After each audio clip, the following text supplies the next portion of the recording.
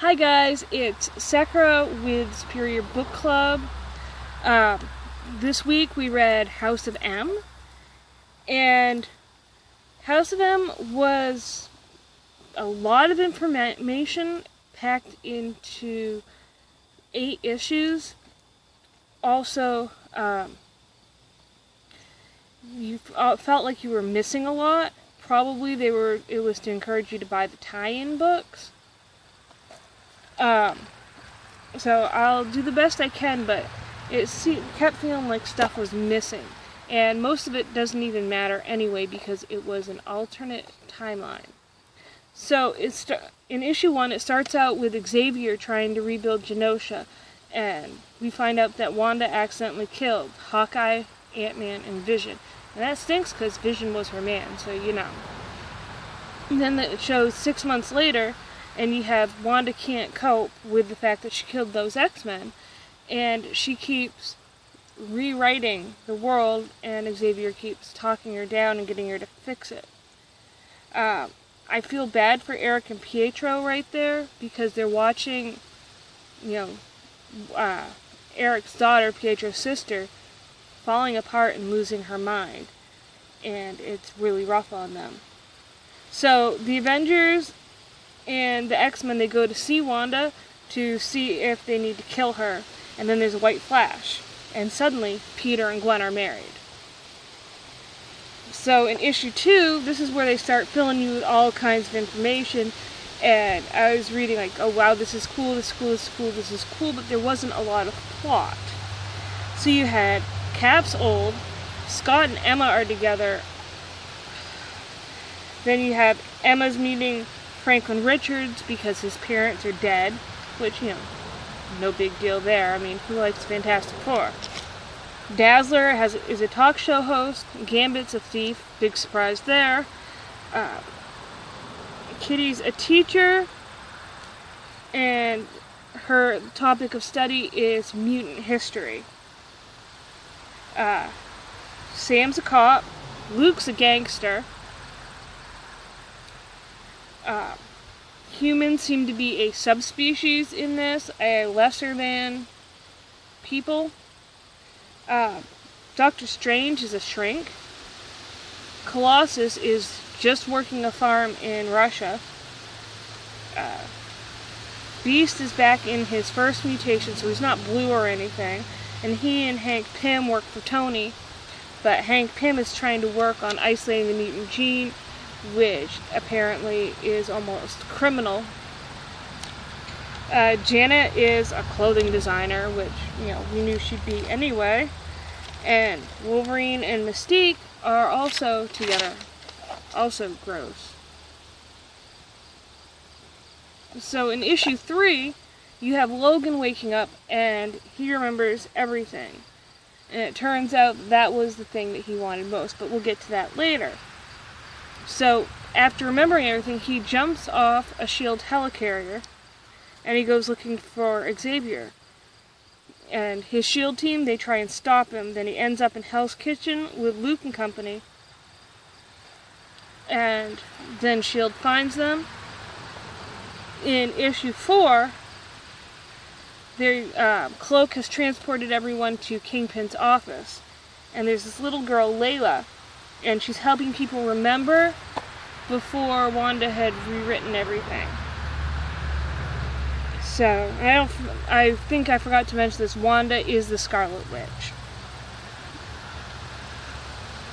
So what they figure out is that Magneto had Wanda give the Avengers and the X-Men whatever they wanted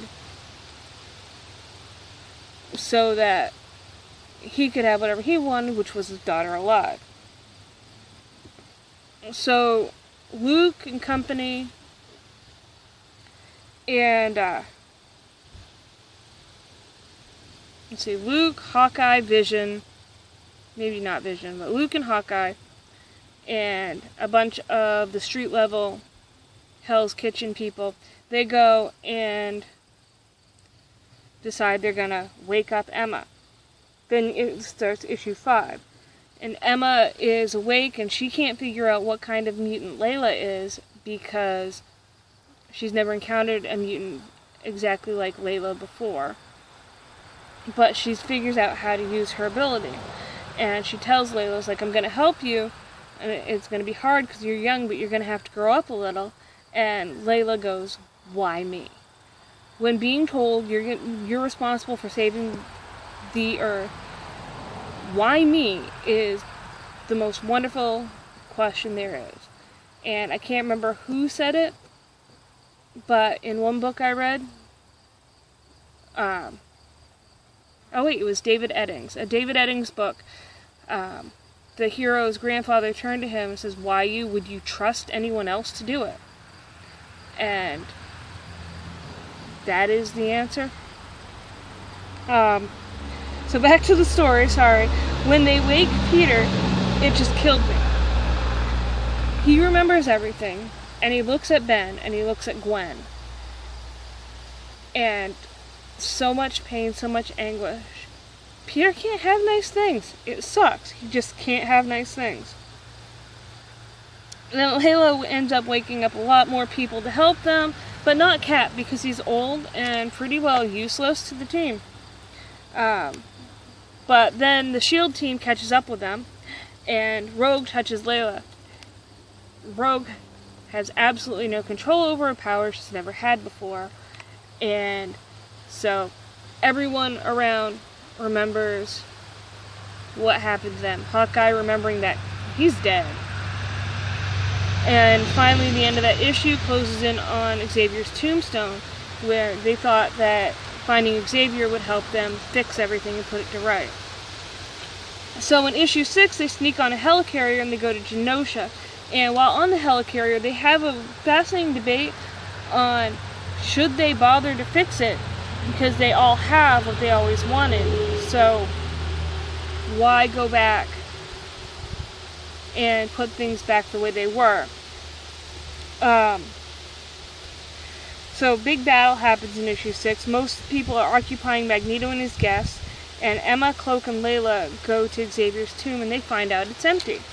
Meanwhile, Doctor Strange has to go talk to Wanda, who's playing with her 2 kids, who in regular reality don't exist. So in issue 7, we find out it's Quicksilver who talked Wanda into making the change. Wanda was planning on letting the Avengers and the X-Men kill her because she knew she was losing her mind. And if I knew I was losing my mind, kill me. If you can't kill me yourself, hire an assassin to kill me. Just saying. So when Magneto remembers everything, he's so pissed that Pietro did all that in his name. And there's a big fight, and Wanda can't handle anymore, and she says those famous words, "No more mutants." And then we go to issue 8.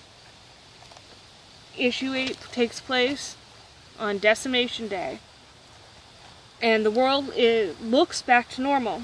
Some people remember House of M and some don't. They figure that the ones that were in Emma's psychic protective bubble at the time that Wanda said no more mutants remember the way things were, and the ones that aren't don't know that House of M ever happened. So Logan, of course, is one of those that remembers everything, and Xavier is still missing. Now, what Decimation Day is 9 out of every 10 mutants were depowered. And so there's very few mutants left, and from what I gather from the future, that they couldn't breed anymore as far as breeding the X gene into things, other people, and so no more mutants were going to be born, and most of the mutants have been depowered, and the really bad part is they remember having their powers, so they feel that loss.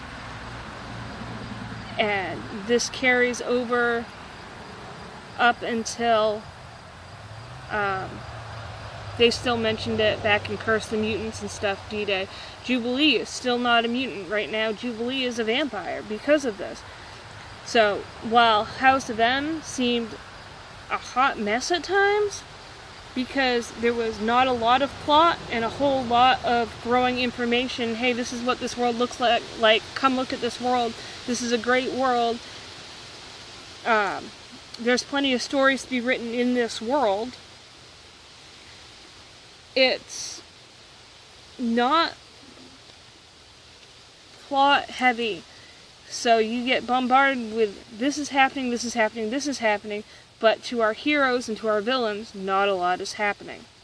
So, for something that wasn't very plot heavy, it has lasting repercussions that probably are part of the reason why Inhumans vs. X-Men happened. They already had to deal with extinction practically once already.